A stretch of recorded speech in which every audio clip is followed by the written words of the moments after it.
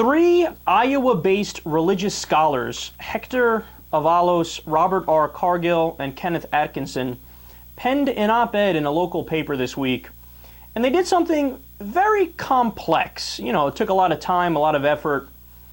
They opened the Bible and they read it.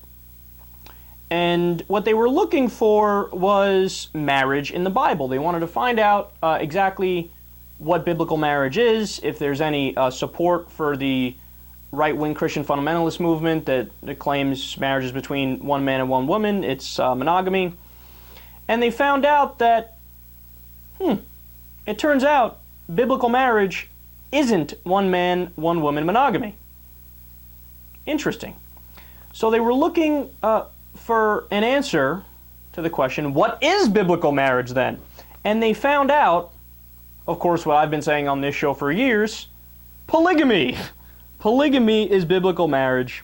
Now, this isn't news, but when you live in a society and a culture where everybody quotes the Bible and they think they know what's in the Bible, meanwhile they have no idea what's in the Bible, and then you learn something like this, it's like big news. People are like, oh, goodness. Well, would you look at that?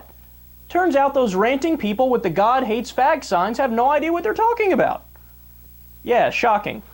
So, but that's not all, and this is why I'm bringing this story up, because it's not just polygamy that's considered biblical marriage. They found out the other forms of biblical marriage are the practice of wedding rape victims to their rapists. Let's pause there for a second.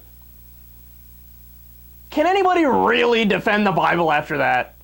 I mean, really? Can anybody really defend the Bible after that?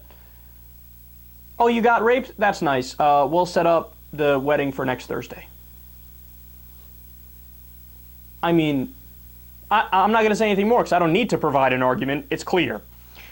And then the other form of biblical marriage, I mean, this isn't really marriage.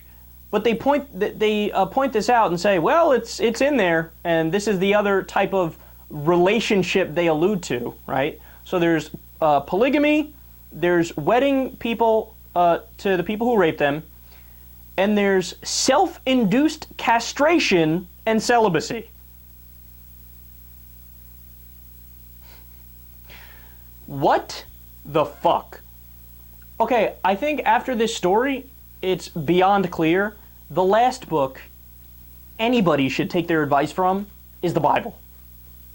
Now, I would love it if Brian Fisher and Mike Huckabee and Rick Santorum and all these idiots come out tomorrow and issue an apology and say, well, you know, we actually opened the book and looked in the book that we pretend to know so much about, and it turns out everything we thought was wrong. So, Mormons, you had it nailed. Everybody, polygamy, go grab another significant other. And you can't even defend the rape victim thing, really? Really? And, of course, all us men, we should castrate ourselves and live lives of celibacy. But do a poll on that. Do a poll. See how many people agree with that idea. Men, raise your hands if you want to castrate yourself and then be celibate.